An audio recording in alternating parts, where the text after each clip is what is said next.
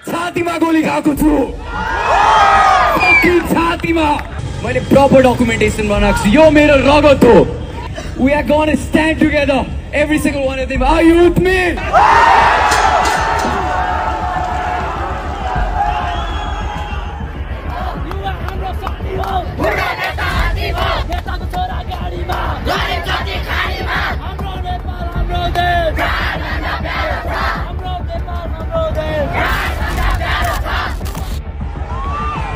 यहाँ पनि गोली खाएको छु, मेरो चस्मा फुटो। आंख जख्मी है, सीने पर घाव है जो ढका हुआ है।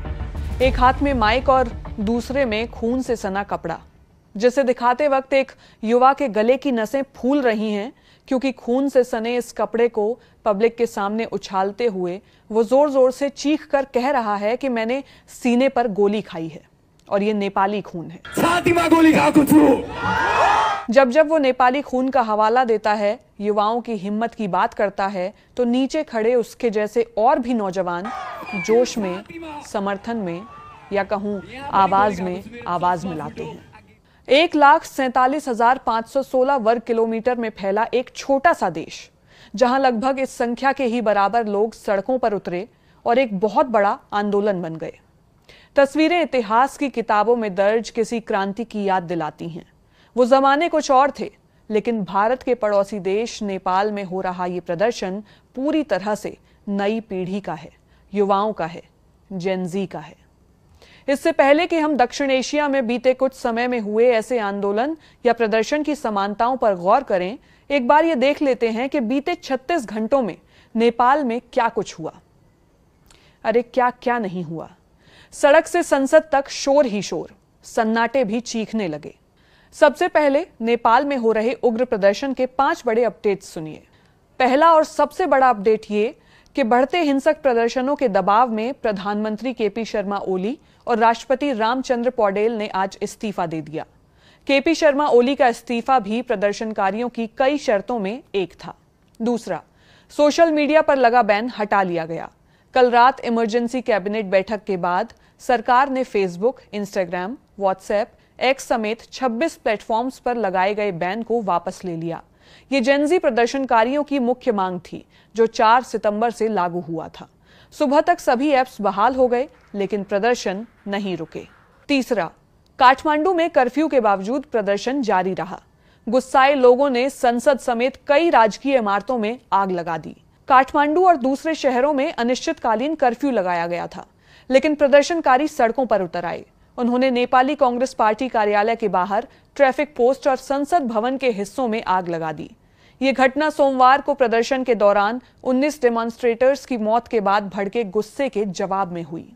पुलिस ने आंसू गैस और रबर बुलेट्स का इस्तेमाल किया, जिससे और हिंसा भड़क गई। हालात बिगड़ते गए और नेपाल आर्मी को तैनात किया गया। चौथा अपडेट, अब तक कई मंत्री इस्तीफा दे चुके हैं और मौत का आंकड़ा बढ़ गया है। होम मिनिस्टर रमेश लेखक, कृषि, जल संसाधन और स्वास्थ्य मंत्री ने इस्तीफा दे दिया है। मौतों का आंकड़ा 19 से बढ़कर 22 हो गया है, जिसमें कलिमाटी में 2 युवा प्रदर्शनकारियों की पुलिस फायरिंग में मौत शामिल है। 300 से 400 लोग घायल हुए हैं, जिसमें पुलिसकर्मी भी शामिल हैं। आशंका ये भी जताई जा रही है कि मौत का आंकड़ा और बढ़ सकता है। पांचवा अपडेट ये कि संयुक्त राष्ट्र ने प्रदर्शनकारियों पर अनावश्यक बल प्रयोग की निंदा की है और पारदर्शी जांच की मांग की है। यूएन रेजिडेंट कोऑर्डिनेटर हना सिंगर हामदी ने कहा कि यह नेपाल के लिए असामान्य हिंसा है। साथ ही भारत ने एडवाइजरी जारी कर दी है, अपने नागरिकों को नेपाल न जाने और सावधानी बरतने की सलाह दी है। साथ ही एम्बेसी हेल्पलाइन नंबर भी जारी किए हैं। अब जरा उन तस्वीरों पर नजर डालते हैं जो इस वक्त दुनिया भर में नेपाल के लोकेशन टैग के साथ देखी जा रही हैं, जिनमें सबसे ऊपर ये तस्वीर है। ये नेपाल की संसद है। राजशाही से इस इमारत तक पहुंचने में इस देश को बेहद वक्त लगा, लेकिन आज वही इमारत जल रही है। नेपाल की संसद से धुएं का गुबार और आग की लपटें उठ रही थीं। ये महज एक तस्वीर नहीं, बल्कि नेपाल के हालात का बयान दे रही है। कैसे? संसद, जो वहां के नागरिकों की उम्मीदों का प्रतीक रही, नियम कायदों पर भरोसा रहा और अपने प्रतिनिधित्व की जिसे जिम्मेदारी सौंपी, उसने नए लोकतंत्र का भरोसा छलनी किया। ये चिंगारी आग बन गई और अब वहां धुएं का गुबार है, जिसमें कुछ दिखाई नहीं दे रहा। इतना ही नहीं, नेपाल के युवाओं ने नेपाल के वित्त मंत्री को सड़क पर घेर कर पीटा। रिपोर्ट्स के मुताबिक नेपाल के प्रधानमंत्री केपी शर्मा ओली के घर पर भी प्रदर्शनकारियों ने हमला किया और आग लगा दी, जिसके बाद उन्हें अपने पद से इस्तीफा देना पड़ा। और इसी बीच प्रदर्शनकारियों ने काठमांडू में नेपाल के पूर्व प्रधानमंत्री झालनाथ खनल के घर में भी आग लगा दी। बताया गया कि इस आगजनी में उनकी पत्नी जो घर में थी रवि लक्ष्मी जिंदा जल गईं और उनकी मौत हो गई। इसके साथ ही नेपाल के पूर्व प्रधानमंत्री पुष्प कमल दहल, गृह मंत्री और कांग्रेस पार्टी दफ्तर पर भी तोड़फोड़ की गई। केपी शर्मा ओली के प्रधानमंत्री पद से इस्तीफा देने के बाद नेपाल में हिंसक विरोध प्रदर्शन और भी घातक हो गए हैं। प्रदर्शन कर रहे युवा हाथों में प्लेकार्ड लिए हुए दिखाई दिए, जिन पर लिखा था unban social media, shut down corruption, not social media. कुछ जगहों पर युवाओं और पुलिस के बीच हिंसक झड़प भी हुई, जहां युवाओं पर टीयर गैस और पानी की बौछारें की गई। कई तस्वीरों में लड़के लड़कियां साथ में मोबाइल फ्लैशलाइट जलाकर शांति से बैठकर प्रदर्शन करते भी नजर आए। वो कह रहे थे कि हमें आजादी चाहिए, पारदर्शिता चाहिए और ऐसा भविष्य चाहिए जहां भ्रष्टाचार और परिवारवाद न हो। इस बीच सोशल मीडिया पर नेपो किड्स भी ट्रेंडिंग है। नेपाल के युवा नेताओं के बच्चों के राजसी ठाट बाट के वीडियो पोस्ट कर रहे हैं, जिनमें फॉरेन ट्रिप्स, लग्जरी गाड़ियों में सैर और हाई एंड लाइफस्टाइल दिख रही है। लोग इन वीडियोस को शेयर कर लिख रहे हैं कि एक तरफ जनता संघर्ष कर रही है और दूसरी तरफ नेता और उनके बच्चे ऐश मौज काट रहे हैं। लेकिन नेपाल में यह हिंसा शुरू कहां से हुई, इसकी वजह क्या थी?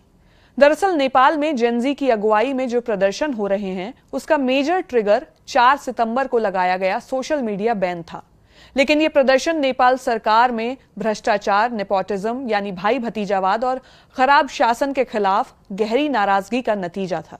इन प्रोटेस्ट में युवा प्रदर्शनकारी, जो मुख्य रूप से 13 से 28 साल की उम्र के रहे होंगे, हामी नेपाल जैसे संगठनों के बिना औपचारिक नेतृत्व के सड़कों पर उतरे। ये विरोध प्रदर्शन सिर्फ सोशल मीडिया को लेकर नई पीढ़ी की दीवानगी नहीं, ये उनके हक, उनकी अभिव्यक्ति, उनकी आजादी और धीरे धीरे नजरअंदाज हो रहे युवाओं की नाराजगी थी। इसकी संभावित वजह ढूंढने की कोशिश में हमने प्रदर्शनकारियों की मांगों पर गौर किया। पहला था सोशल मीडिया से बैन हटाना, सरकार के लगाए गए बैन को तुरंत खत्म करना, क्योंकि इसे अभिव्यक्ति की स्वतंत्रता पर हमला माना जा रहा था। ये मांग सबसे प्रमुख थी और सरकार ने 8 सितंबर की रात को इसे मान लिया। भ्रष्टाचार के खिलाफ कड़ी कार्रवाई। प्रदर्शनकारियों की मांग है कि भ्रष्ट नेताओं और अधिकारियों के खिलाफ जांच, सजा और संपत्ति जब्त की जाए। प्रदर्शनकारी टैक्स के दुरुपयोग और नेताओं के लग्जरी जीवन पर गुस्से में हैं। प्रधानमंत्री केपी शर्मा ओली का इस्तीफा। ओली सरकार को भ्रष्ट और अक्षम बताते हुए उनका तत्काल इस्तीफा मांगा गया। ये शर्त भी पूरी हो चुकी है। शासन में पारदर्शिता और जवाबदेही उनकी एक और मांग थी।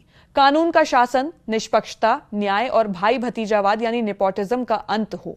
युवा आर्थिक अवसरों की कमी और वादों पर अमल न होने की वजह से भड़के हुए हैं। इसके साथ ही हिंसा की स्वतंत्र जांच भी उनकी एक मांग है। प्रदर्शनों के दौरान पुलिस की गोलीबारी में हुई मौतों की यूएन जैसी अंतर्राष्ट्रीय संस्थाओं द्वारा निष्पक्ष जांच और दोषियों पर कार्रवाई हो। ये मांगें द फाइनल रेवोल्यूशन या इनफ इज इनफ जैसे नारों के साथ जुड़ी हुई हैं। एमनेस्टी इंटरनेशनल और यूएन ने भी जांच की मांग की है। ये प्रदर्शन काठमांडू, पोखरा, विराटनगर जैसे शहरों में फैले हैं और कर्फ्यू के बावजूद जारी हैं।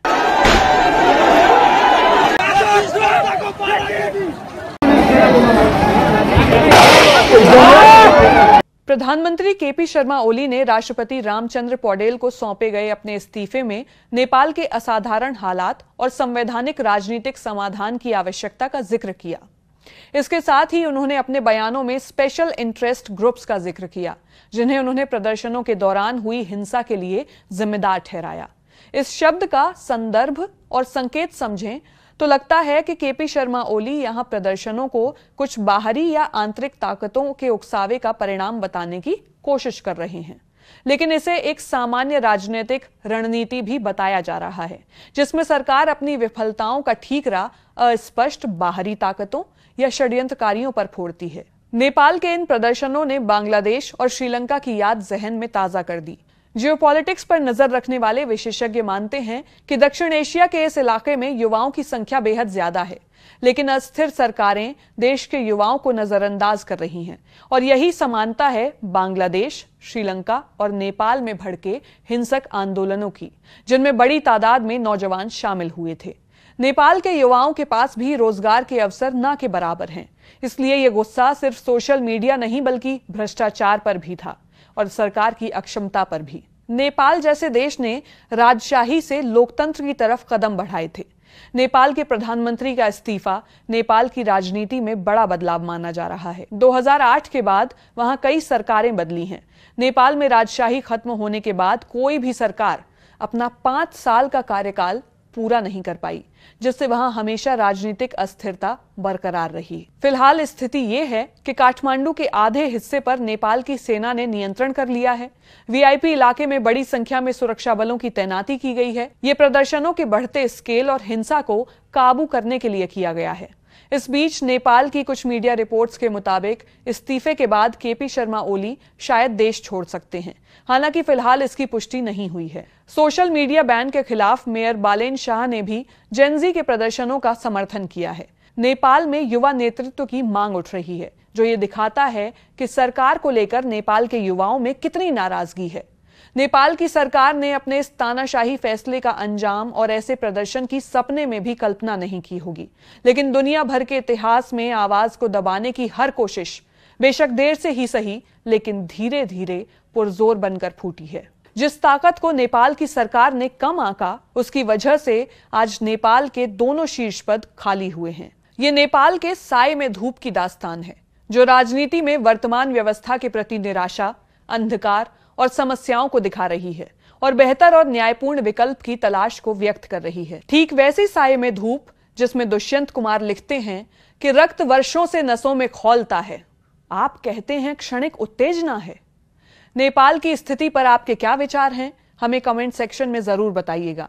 देश और दुनिया की ऐसी हर बड़ी खबर के लिए देखते रहिए जिस्ट।